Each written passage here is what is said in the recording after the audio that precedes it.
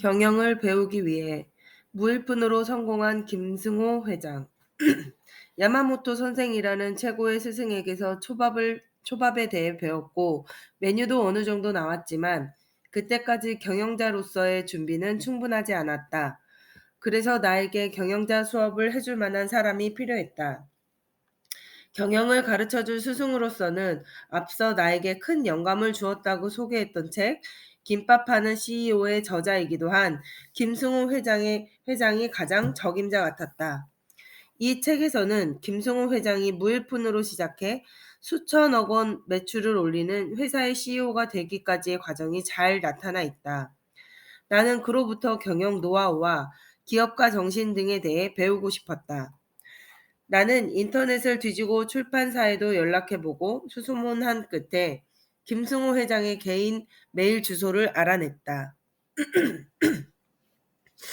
그리고 곧바로 메일을 보냈다. 많은 사람이 이 메일을 도대체 어떻게 썼는지 궁금해했는데 사실 아주 간단하게 핵심만 정리해서 보냈다. 나는 프랑스에 사는 40대 초반 여성으로 사업에 한 번 실패하여 10억 원 넘는 빚을 지고 있으며 이제 막 사업가로 재개하기 위해 다시 일어서려는 상황이다. 당신도 나처럼 힘겨운 상황에서 성공한 것으로 알고 있다. 나에게 그 노하우를 알려줄 수 있었으면 좋겠다. 나는 돈도 없고 가진 게 없으니 대가로 줄 수 있는 건 없지만 대신 나도 성공하면 후배들에게 그 노하우를 공유하겠다. 대략 이런 내용을 담아 약 10줄에서 15줄 정도로 메일을 보냈다. 바쁜 사람들에게는 간결하게, 단 현재 상황과 앞으로의 계획이 명확히 드러나도록 메시지를 쓰는 것이 중요하다. 무엇보다 중요한 건 절박함과 의지, 진정성을 담는 것이다. 나는 내 현재 상황을 여실히 적었고 반드시 재기에 성공하겠다는 의지와 열정을 보였으며 비록 내가 당신에게 해줄 수 있는 건 없어도 대신 나와 같은 어려움에 처한 후배들을 보면 반드시 그들에게 돌려주겠다는 진정성을 보였다. 이것이 김승호 회장의 마음을 움직였고 나는 그 뒤로 한동안 메일과 전화 통화로 궁금한 것들을 물어보고 이에 대한 답변을 들을 수 있었다. 그리고 시간이 좀 더 흐른 후에는 김승호 회장의 초청으로 미국까지 가서 직접 보고 들으며 많은 것들을 배웠다. 이후로는 오빠 동생으로 지내며 더욱 친밀하게 관계를 유지해 오고 있고 여전히 나에게 많은 영광과 도움을 주고 있다. 최근에도 세계 여행을 다녀온 후 김승호 회장 부부가 우리 집에 찾아와 오랜만에 같이 여행 이야기, 사업 이야기를 하며 뜻깊은 시간을 보낸 바 있다. 나 같은 후배를 돕는 것으로 은혜를 갚겠다던 약속대로 나 역시 지금 되도록 많은 사람에게 멘토링을 해주고 있는데 그때마다 김승우 회장이 자주 떠오른다. 한 번은 네덜란드에서 유학 중이라는 한 학생이 유럽에서 김밥을 팔고 싶다며 멘토링을 요구한 적이 있다. 그런데 업종도 지역도 캘리델리와 겹치는 게 아닌가? 만약 예전의 나였다면 나한테 배워서 내 경쟁자가 되겠다니 이런 배은망덕한 말이 어딨어? 라고 생각했을지도 모른다. 하지만 지금은 다르다. 내게 도전하겠다 이거지? 좋아. 얼마든지 받아주지. 그래서 나는 멘토링을 할 때 이런 말을 덧붙이는 것을 잊지 않는다. 내게 상담을 받는 것은 좋은데 나도 경쟁자임을 잊지 마세요. 어떤 이야기든 내게 말할 때는 조심해야 할 거예요. 물론 후배의 아이디어를 가로챌 마음은 추호도 없었다. 하지만 나 역시 언젠가 다른 사람에게 나의 아이디어를 이야기했다가 아이디어를 뺏긴 적이 있었다. 따라서 그들이 다른 사람에게 자신의 사업에 대해 이야기할 때 좀 더 신중하고 조심스러울 수 있도록 경각심을 심어주는 것. 역시 내가 해야 할 일이라 생각한다. 글로벌 프랜차이즈로 성장하기 위해 맥도날드 CEO 출신 경영자 켈리 델리가 처음 오픈했을 때 말 그대로 폭발적인 반응이었다. 세계 각지의 대형마트는 물론 온갖 요식업계 종사자들이 견학을 왔을 정도였으니 말이다. 한국에서도 모 프랜차이즈 마트에서 회장이 직접 찾아왔다. 우리는 그 정도로 프랑스에서 확고하게 자리 잡은 후 처음 사업을 시작했을 때 계획했던 대로 글로벌 시장으로 진출하고자 했다. 이처럼 유럽에서 최고가 된 후 세계 1위가 된다는 게 나의 목표였다. 하지만 나는 요식업계에 대해서도 프랑스를 제외한 유럽과 글로벌 시장에 대해서도 아는 게 없었다. 따라서 이 문제를 해결해 줄 사람이 필요했다. 요식업계에서 최고의 글로벌 프랜차이즈의 대표라면 어디가 떠오르는가? 나는 바로 맥도날드가 생각났다. 세계 최고의 글로벌 프랜차이즈를 만드는 게 목표이므로 나는 주저없이 맥도날드 관계자와 만나는 걸 또 다른 목표로 삼았다. 그렇게 맥도날드의 중역과 CEO에 대해 조사하던 중 드니 하네칸이란 사람에 대해 알게 되었다. 그는 유럽의 맥도날드 CEO를 거쳐 유명 호텔 체인인 어코드의 CEO로 스카웃되었다가 물러난 후 유로스타와 프랑스, 철도청, 영국의 유명 호텔과 슈퍼마켓 체인 등의 이사직을 겸하고 있는 화려한 이력의 스타 경영자였다. 아르바이트부터 시작해 지점장, 유럽 총괄팀장을 거쳐 유럽 맥도날드 CEO에까지 오른 입지전적인 인물이기도 했다. 그를 만나고 싶어진 나는 그 방법을 생각해내기도 전부터 여기저기에 이야기를 하고 다녔다. 이러이러한 경력을 가진 드네 하네칸이라는 사람이 있는데 꼭 그 사람을 만날 거야. 한 번은 프랑스에서 변호사로 일하고 있는 친구를 만나 같은 이야기를 했다. 그때까지도 그를 만나는데 어떤 방법이 가장 효과적일지 고민하고 있었는데 뜬금없이 친구가 내게 이렇게 이야기하는 게 아닌가? 가만, 그 사람 얘기 들어본 적이 있어. 내 친구가 그 사람 수행비서였던 것 같은데? 이런 드라마, 영화에서나 볼 것 같은 우연이 있다니. 정말 믿을 수 없었다. 어쨌든 기회를 놓칠 수 없었기에 바로 친구에게 부탁했다. 그는 수행비서였다는 자신의 친구에게 연락했고 그 친구가 수고를 해준 덕에 나는 그토록 만나기를 바랬던 드니 하네칸을 만날 수 있었다. 처음 그를 만난 곳은 우리 매장 앞이었다.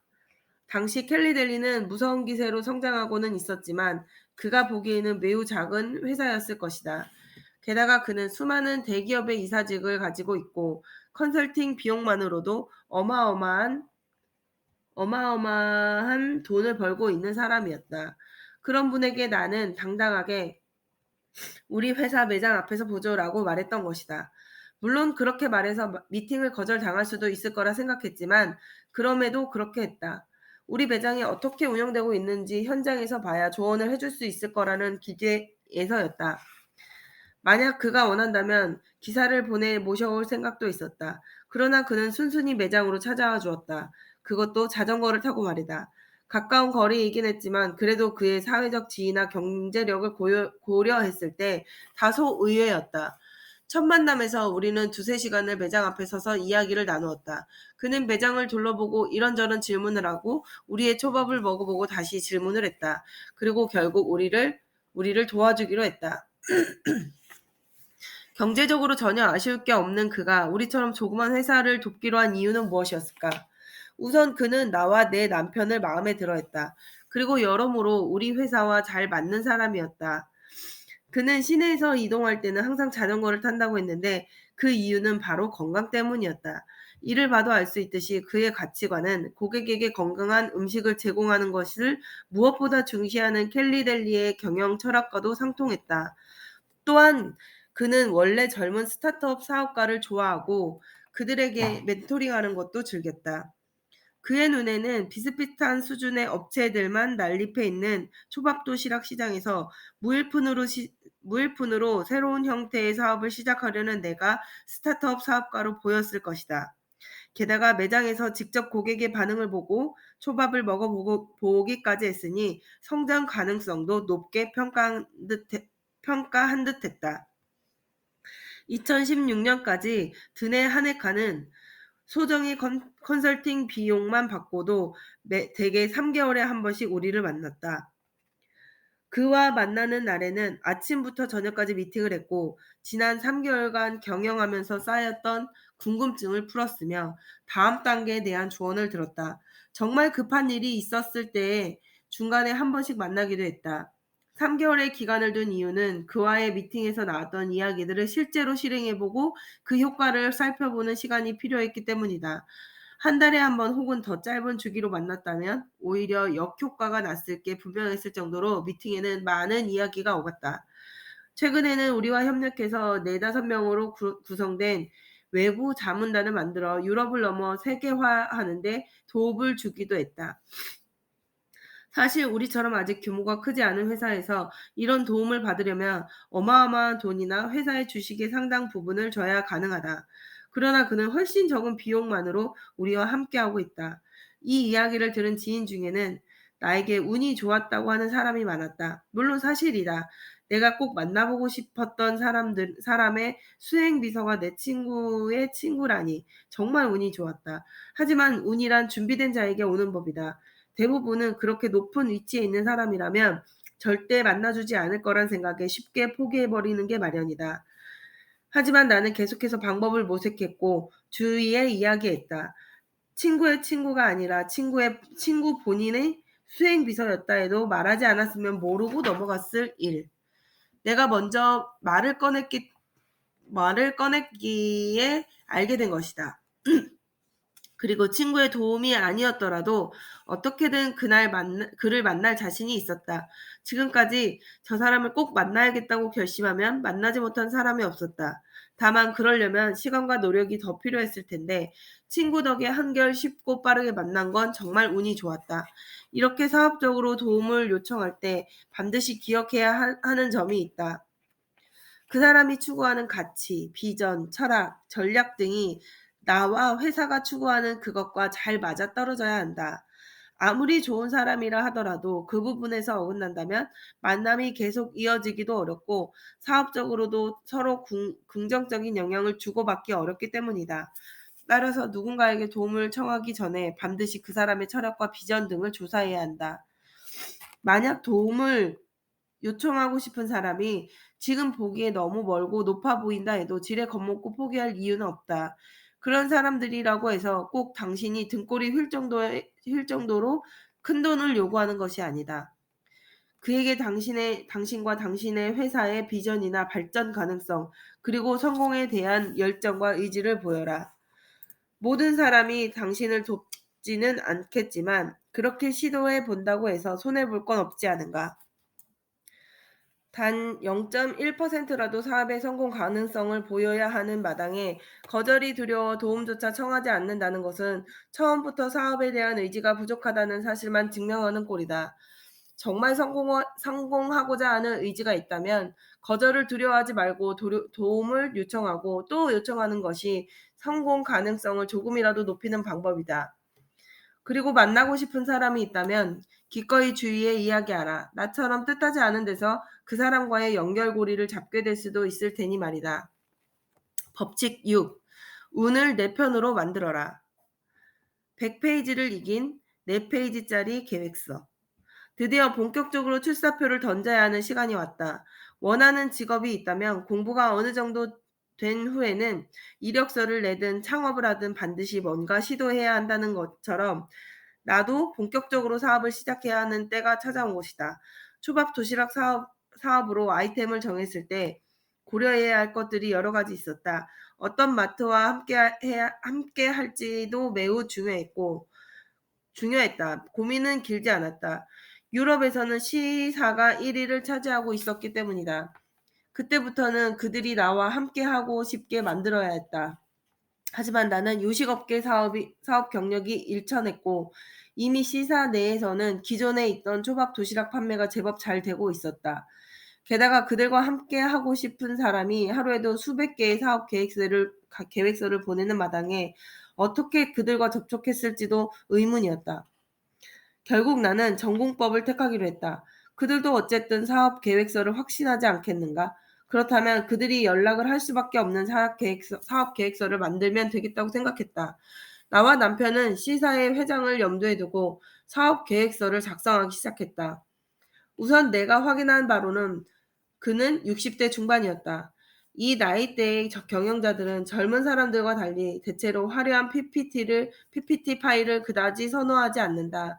겉으로 드러나는 것보다 문서 안의 내용과 텍스트를 훨씬 중요시하는 경향이 강하므로 워드 파일로 작성해서 보내기로 했다. 다음으로 다음으로 그 정도 기업의 경영자라면 바쁠 수밖에 없다. 수십 쪽짜리 사업 계획서를 보내봐야 거들떠 보지도 않을 것이다. 무조건 간략해야 했다. 나는 꼭 필요한 내용만 채워 넣기로 했다. 분량을 줄이는 건 물론이고 집중도를 높이고 싶기도 했다. 또 그가 받아볼 수 있는 수많은 사업 계획서에 어떤 맹점이 있을지도 파악했다. 일단 앞에 말한 두 가지, 그러니까 화려한 PPT를 만드느라 정작 중요한 내용은 안 보이고 분량만 잔뜩 늘어난다는 게 가장 큰 맹점이었다. 게다가 이들은 철저히 우리 사업은 이렇습니다라고 자기들 사업에 대해서만 이야기하는 경우가 많았다. 하지만 마트와의 협업은 말 그대로 협업이다. 따라서 윈윈이 되지 않으면 아무런 의미가 없다. 여기서 더 고려해야 하는 점이 있었는데 바로 마트의 아이디어를 뺏기지 말아야 한다는 점이었다. 모든 마트가 그런 건 아니지만 마트가 어떤 업체의 이 아이디어를 채택하여 잠깐 동안 계약을 맺고 일할 수 있게 자리를 내줬다가 1년쯤 지나 재계약을 하지 않고 내쫓은 뒤 자신들이 직접 운영한 대형 마트의 횡포가 이슈가 된 적이 있다. 심지어 영화로 나와 큰 인기를 끌기도 했다. 한국에서는 내가 속인 진실이라는 제목으로 개봉되었다. 그 영화에는 이 외에도 여러 부당한 횡포가 잘 그려져 있다.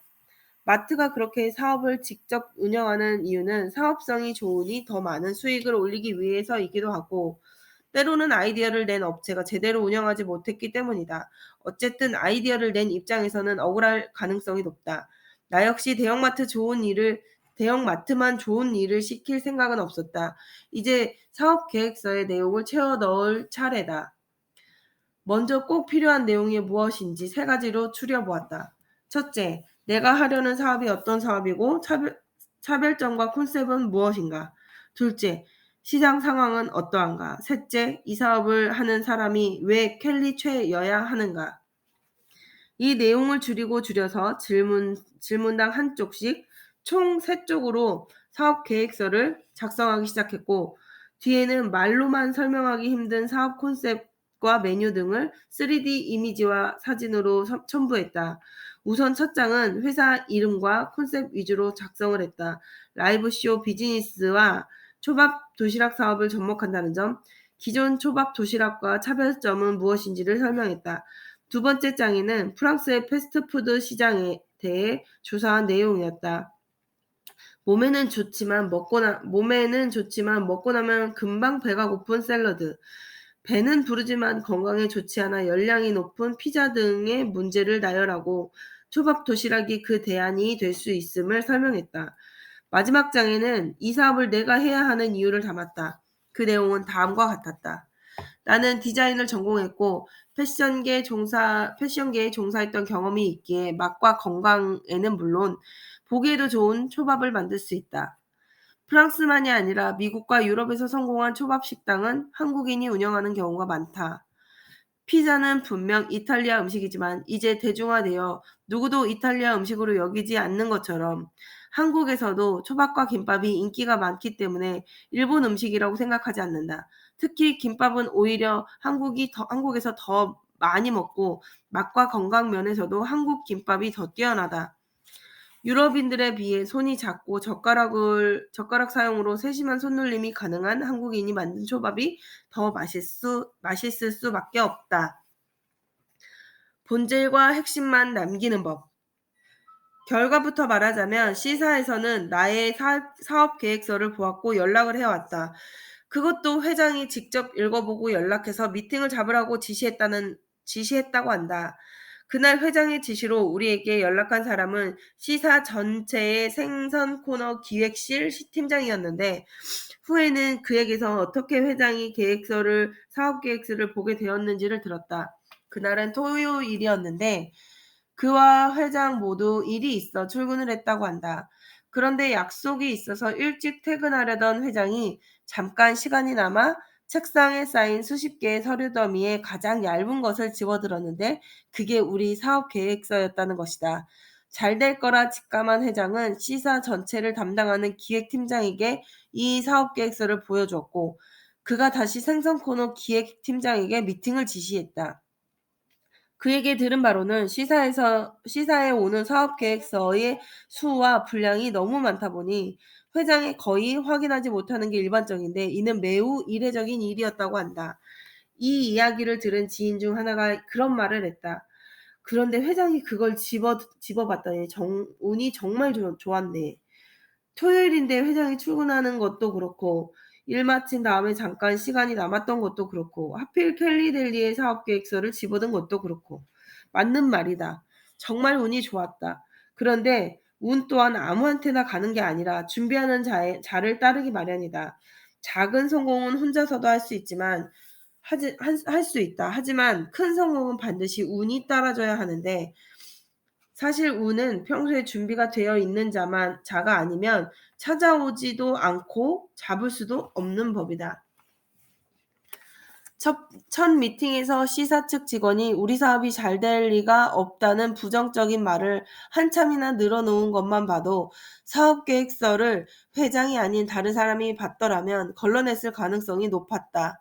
이렇게 본다면 정말 순전히 운인 것만 같다. 운이 좋았던 건 분명히 사실이지만 너무 바빠서 어지간한 사업 계획서는 펼쳐보지도 못한 회장이 하필 우리 사업 계획서를 살펴본 또 다른 이유는 무엇일까? 약속 시간 전에 잠깐 남은 시간에도 충분히 볼 수 있을 정도로 간략했기 때문이다. 그건 우리가 이걸 읽을 사람이 누구인가를 고려해 작성한 덕이다. 만약 내가 책 한 권 분량의 사업 계획서를 보냈더라면 어떻게 되었을까? 회장에게는 우리가 보낸 사업 계획서가 책상에 쌓인 수많은 서류들과 똑같아 보였을 것이고, 당연히 들어보지도 않았을 것이며, 이로써 우리 사업은 그대로 폐기되었을 가능성이 높다. 그럼 나는 될 때까지 사업 계획서를 보냈거나 다른 마트 쪽으로 방향을 바꿔서라도 반드시 사업을 성공시켰겠지만 지금처럼 빠르고 가파르게 성장하기는 힘들었을 것이다. 좋은 제안서 또는 기획서는 반드시 간결해야 한다. 그런데도 여전히 많은 분량이 기획서의 질을 보장한다고 착각하는 사람이 많다. 솔직히 말하면 간략하게 줄일 수 있는 기획서를 수십에서 수백 페이지로 만든다는 것은 시간이 남아 도는 사실을 증명하는 꼴밖에 안 된다. 아주 중요한 정보와 좋은 내용이 들어가 있다 해도 아무도 거들떠보지 않는 기획서는 아무런 가치가 없다. 시간과 노력을 들여가면서 무의미한 종이 더미를 만들고 있는 게 아니라면 기획서를 간략하게 축약하는 데 집중해야 한다. 그리고 그렇게 해야 문서에는 본질만 남게 된다. 운명이 걸린 단 1시간. 시사와의 미팅을 앞두고 나와 남편은 또다시 비상이었다. 기업과의 미팅에서 특히나 상대가 대기업인 경우 괜히 주눅이 들어 꼭 해야 할 말을 못하고 나오는 경우가 있는데 그런 일을 방지하려면 전략과 준비가 필요했다. 우선 시사 입장에서 우리에게 궁금해하거나 질문을 할 만한 내용을 최대한 뽑아 목록으로 작성해 답변을 준비했다. 답변 역시 간결하면서도 충분히 이해할 수 있도록 만드는 데 주력했다. 이유는 크게 세 가지였다. 첫째, 사업 계획서와 마찬가지로 질문에 대한 답변 역시 간결하면서도 핵심을 짚어야 전문가라는 인식을 심어줄 수 있다. 이는 실제로도 그렇다. 중언부언 떠드는 것보다 핵심만을 짚어내는 게 훨씬 더 어렵고 더 많은 공부를 필요로 하기 때문이다.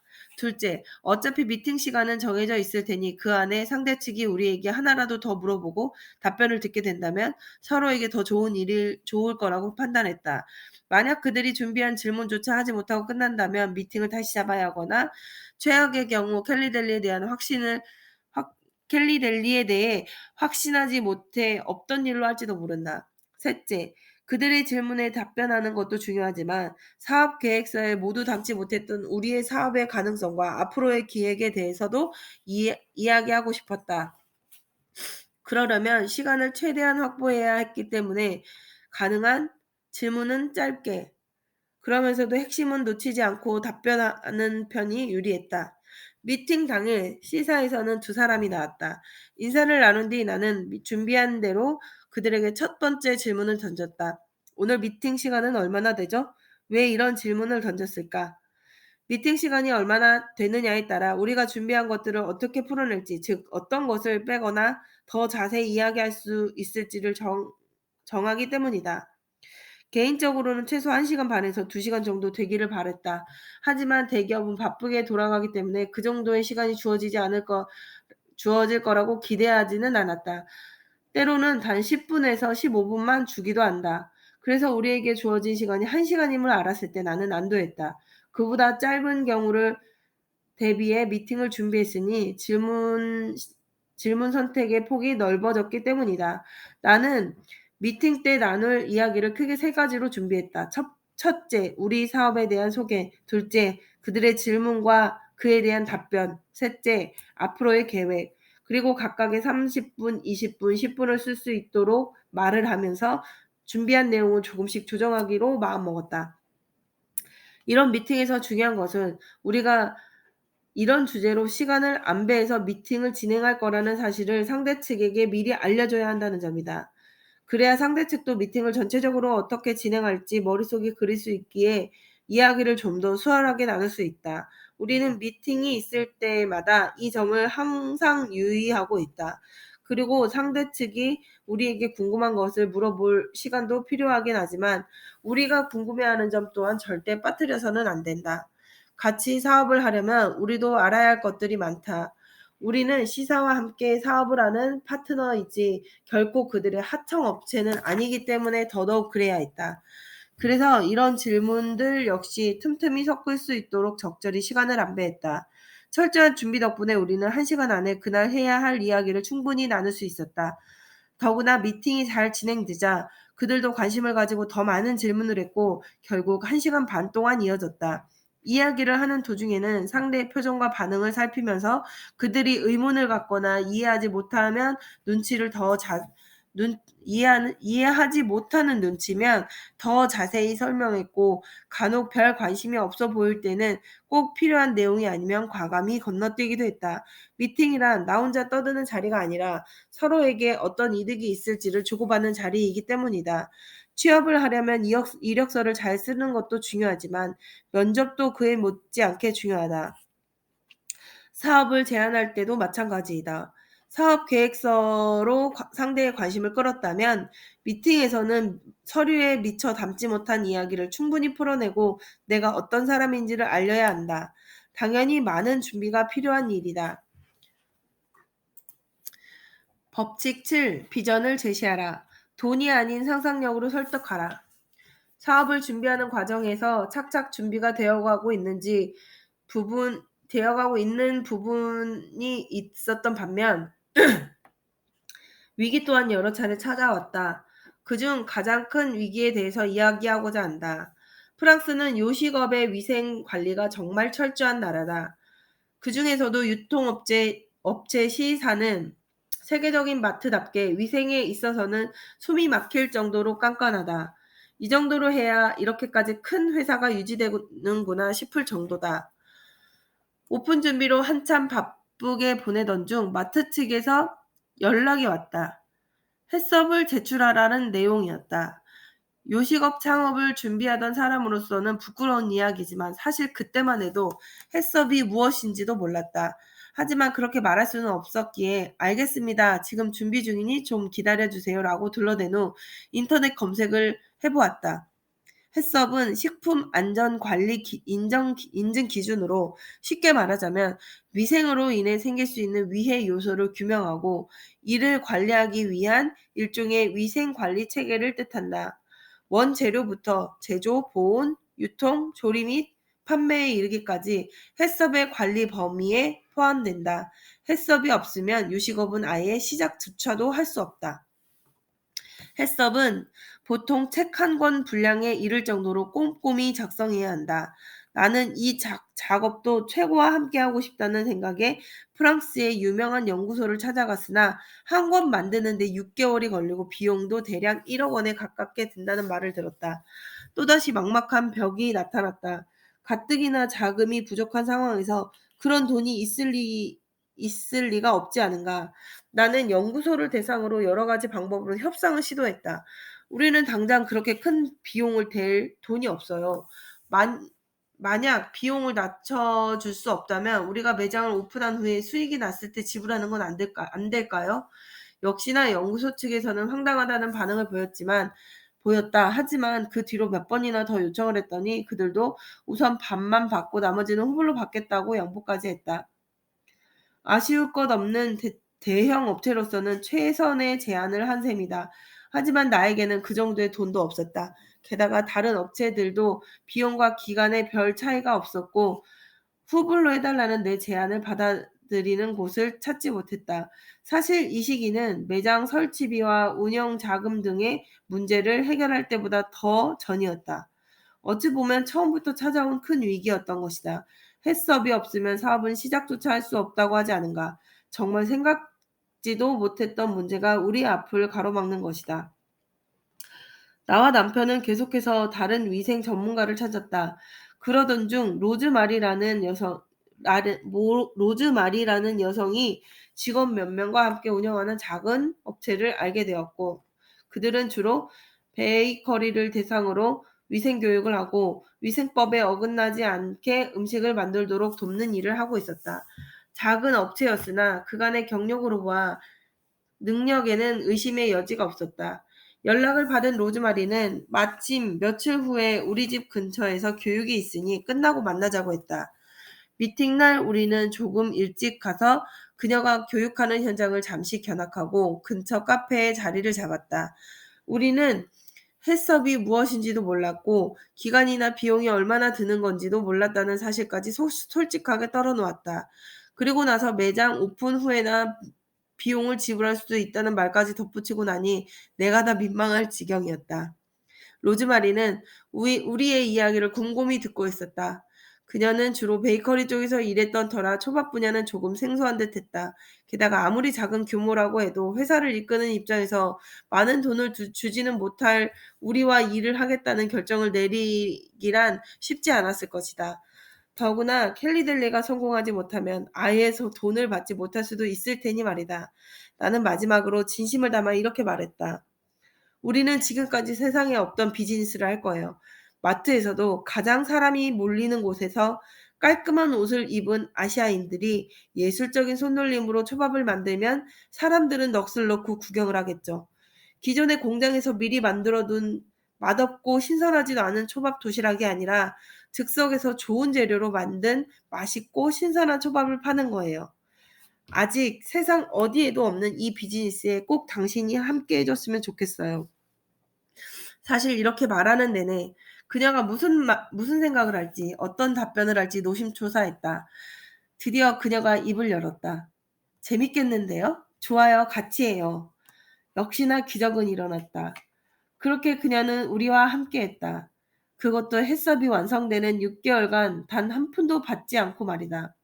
그때부터 6개월간 일주일에 한두 번은 나의 집으로 로즈마리 본인이 직접 오거나 직원을 보내서 나와 야마모토 선생이 초밥을 만드는 모습을 지켜보며 이를 꼼꼼히 기록했다.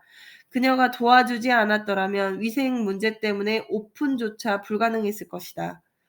예를 들어 야마모토 선생을 비롯한 일본의 초밥 장인들은 생선 한 마리를 손질하는 데 30여 분에 걸린다. 비늘을 하나하나 다 긁어내는데 여기까지만 해도 15분 정도가 소요된다. 그 후 껍질은 포를 뜨고 그때부터 본격적인 손질이 시작된다. 그런데 프랑스의 위생법상 생선을 실온에서 15분 이상 꺼내 놓아서는 안 된다. 이 사실을 몰랐더라면 어땠을까? 상상만으로도 아찔하다. 우리가 찾아낸 방법은 단순했다. 비늘을 긁어내는 과정을 생략하고 바로 포를 뜨는 것이다. 야마모토 선생은 정통 초밥 장인답게 반대했지만 법을 지키지 않으면 사업을 할 수 없으니 어쩔 도리가 없었다.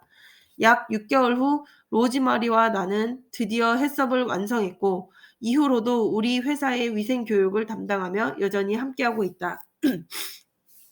이처럼 초창기에는 해썹도 모르고 시작했지만 현재 켈리델리는 네덜란드에 있는 몇 개의 매장에서 ISO 22000 인증을 받은 상황이다. 이는 사업장에서 발생할 수 있는 식품 위해 요소를 사전에 예방하고 관리하기 위한 것으로 식품 산업에 속한 업체들이 일정 기준의 위생관리 설비와 품질 경영 체제를 갖춰야 하고 문제가 있는 식품들을 유통했을 경우 리콜을 의무화하는 내용을 담고 있다. 쉽게 말해 햇섭과 ISO 9001, ISO 14000 등 식품 안전에 관한 기존 국제 인증 규격을 모두 통합한 것으로 볼 수 있다. 이를 인정받은 기업이라는 건 반드시 식품 안전을 기준으로 경영하고 있다는 뜻이고, 소비자의 안전과 기대를 충족시키며 지속적인 성장 가능성을 확보했다는 뜻이기도 하다. 우리는 몇 개의 매장에서만 인증을 받기는 했지만 모든 경영 시스템과 프로세스는 이 기준에 맞게 바뀌었고, 그 결과는 결코 쉽지 않았다. 그럼에도 회사의 미래를 위해서 반드시 거쳐야 하는 과정이라고 여기고 대대적으로 변화를 꾀했고, 이처럼 국제적인 흐름을 최대한 따라가기 위해 대비하고 있다. 그렇다면 로즈마리는 왜 6개월이라는 긴 시간 동안 무보수로 일을 했을까? 우선 상상력을 자극받았기 때문이라고 생각한다. 세상에 없던 비즈니스를 시작한다는 점, 유럽 최초로 초밥 도시락에 대한 해썹을 만드는 개척자가 될 수 있다는 점에 그녀는 흥미를 느꼈다. 즉, 나는 그녀에게 우리와 함께하는 것은 흥미진진하고 의미 있는 일이 될 거라고 확신을 준 것이다. 하지만 단순히 장밋빛 미래를 약속하고 이를 자극하는 것만으로 사람을 움직이기는 어렵다.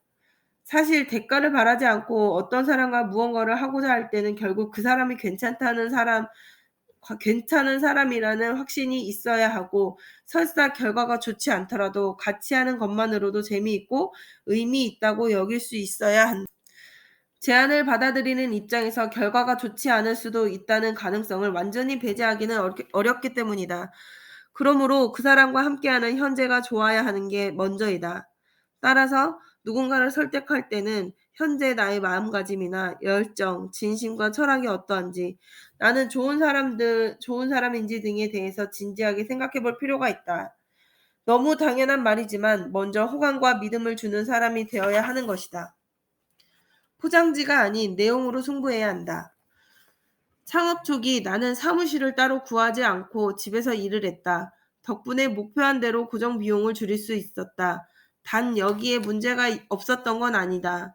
초기에도 많은 사람들을 만나고 설득해야 했는데 그들 눈에 사무실도 없는 회사가 그리 믿음직하지는 않았을 테니 말이다. 우선 새로 매장을 열 때마다 점주와 직원을 뽑아야 하는데 사무실도 없는 상황에서 그들을 설득하는 일도 만만치 않았다. 실제로 지금 함께하고 있는 한 점주는 이제 와서 고백하건대 당시 우리 회사가 정말 이 세상에 존재하긴 하는 건지 궁금했다고 이야기하기도 한다. 게다가 그들 대부분은 다른 식당에서 일을 하고 있는 사람들이었다. 그러니까 다니고 있는 직장을 나와서 아직 열지도 않은 식당에서 함께 일하자고 그들을 설득해야 하는 상황이었다. 더구나 당시에는 매장도 없었으니 그들 입장에서는 더더욱 우리를 믿기 어려웠을 것이다. 미심쩍은 눈으로 쳐다보며 그들에게 믿음을 주기 위해 나는 시사에 입점한다는 사실을 강조했다. 그래요. 사무실도 없고 매장도 없으니 내 말을 믿기 힘들겠죠. 하지만 C사는 믿을 수 있겠죠. 우리는 그 C사와 계약이 되어 있거든요. 그러니 나를 못 믿겠거든. C사를 믿고 같이 일해보는 건 어때요? 이 방법은 제법 잘 통했다. C사를 모르는 사람은 없었고 그런 기업에서 믿고 계약했다는 건 우리의 가능성을 인정받았음을 의미했기 때문이다. 하루에 C사를 방문하는 사람이 얼마나 많은지 알아요? 우리는 그 안에서도 가장 눈에 잘 띄고 고객이 반드시 지나갈 수밖에 없는 주요 통로에 매장을 열 거예요. 그런 곳에서 당신과 직원이 깔끔한 옷을 입고 전문가처럼 멋진 손놀림으로 초밥을 척척 만들어 진열하는 모습을 상상해봐요. 마치 쇼를 하는 것처럼 말이에요. 얼마나 많은 사람이 몰려들겠어요. 끝내 결정을 내리지 않은 사람도 있었지만 결국 많은 사람이 우리와 함께하기로 결정했다. 사업을 하는 중에는 내용보다 포장지를 중요시하는 경우가 꽤 있다. 이들은 사업 설명회를 한답시고 5성급 호텔을 빌려 고급 자동차를 타고 나타나 자사의 좋은 점만 부각하고 한다. 물론 이런 모습에 혹하여 투자하려는 사람이 많이 모일 수는 있다. 그러나 속빈 강정은 오래 가지 않는 법이다. 분명 조만간 누군가에게 속았다는 생각을 할 수밖에 없으니 기업의 평판은 점차 나빠질 것이다. 또 고급 호텔에서 사업 설명회를 할 수 있었던 건 그 회사가 정말 잘 되고 있어서라기보다 그런 식으로 혹한 사람들이 낸 돈 덕분이었음을 알게 되는 순간 큰 배신감을 느낄 것이다. 물론 우리처럼 사무실도 매장도 없는 상황에서 사업 설명회를 하는 데는 많은 어려움이 따른다. 하지만 중요한 건 지금 당장 수많은 사람들을 혹하게 만들어서 우리 회사로 오게 하려는 것이 아니라 우리가 하는 비즈니스가 무엇인지, 우리가 추구하는 비전, 가치가 무엇인지 정확하게 전달하고 이해에 공감하게 만드는 것이다. 설사 우리의 철학에 가슴으로 공감한 사람이 소수일지라도 그렇게 진심이 통한 사람만이 오랫동안 함께하는 파트너가 될 수 있다는 점을 명심해야 한다. 우리 회사는 새로운 나라에 진출할 때면 사무실을 따로 구하지 않고 미팅 시에는 주로 카페를 이용한다. 시장을 조사하고 거래처를 확보하기 전부터 사무실 고정 비용이 나가는 건 낭비라 여기기 때문이다. 하지만 그 때문에 역시나 점주들과 거래처는 미심쩍은 눈길을 보낸다. 그러다 보니 사람을 직접 뽑아야 하는 각 나라의 지사장들은 하나같이 점주 모집에 있어 어려움을 토로했다. 허나 그들이 설득하기 어렵다는 점주 중에도 나와 진솔하게 대화를 충분히 나누고 나서 함께하기로 결정한 경우가 종종 있었다. 조만간 회사를 퇴직하고 바로 준비할게요. 사실 나는 결코 달변가가 아니다. 내게는 한국어든 일본어든 프랑스어든 막힘없이 청산유수로 말하는 재주가 없다.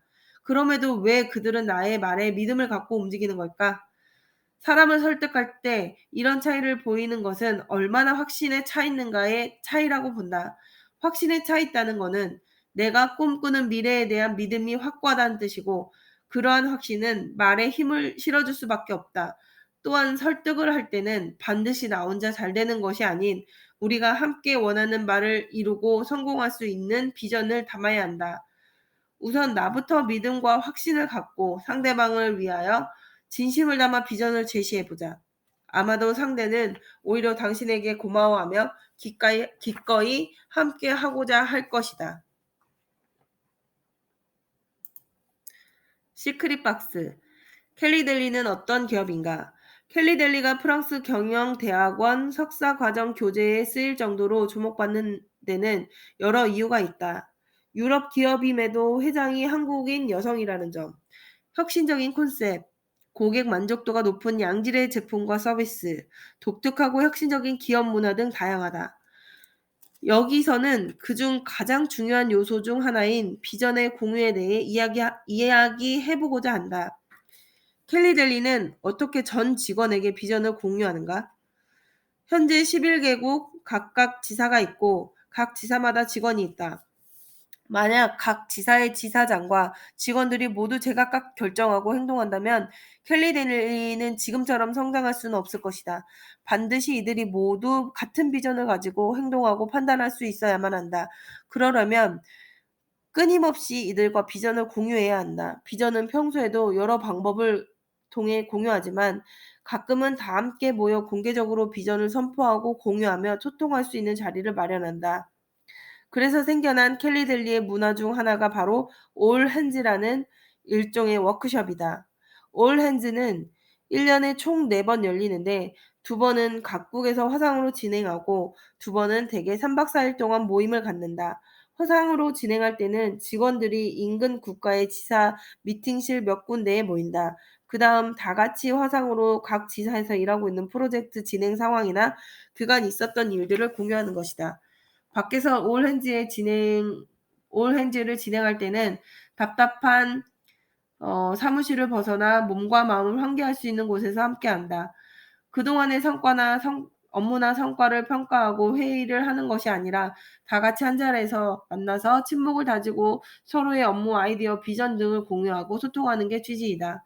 따라서 딱딱하고 경직된 분위기가 아닌 자유롭고 활기찬 분위기에서 진행된다. 2016년에는 스페인령 발레아레스 제도에 있는 아름다운 경치를 자랑하는 마요르카 섬에서 올 핸즈를 진행했고 2017년에는 켈리 델리와 비전 및 철학이 유사한 네덜란드의 테마파크 에프텔링을 대관하기도 했다. 총 일정 중 업무에 대한 이야기를 하는 날은 하루 반에서 이틀 정도였는데 이때도 주로 회사의 비전을 공유하는 데 주력한다.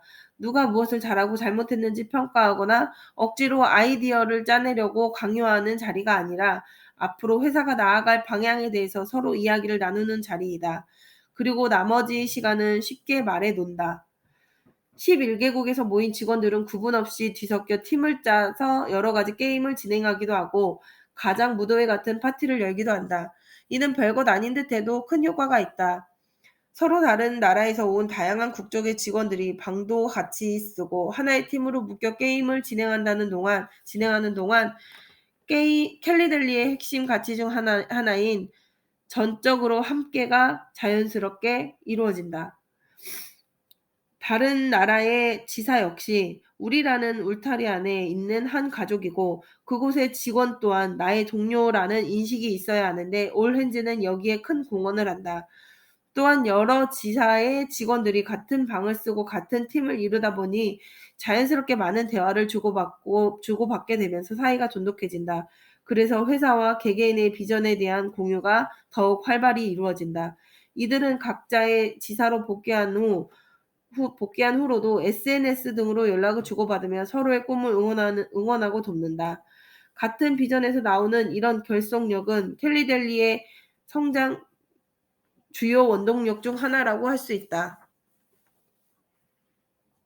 영국이 유럽에서 요식업계 트렌드가 가장 빠르게 전파된 곳뿐 아니라 세계화를 시킬 수 있기에 수월한 비즈니스 환경을 갖추고 있고 여러 법적 문제도 있어서 유리하다는 점 때문에 본사는 영국 런던에 있다. 그리고 11개의 지사 중 독일과 이탈리아를 제외한 나머지 9개 지사는 각 나라의 수도에 위치해 있다.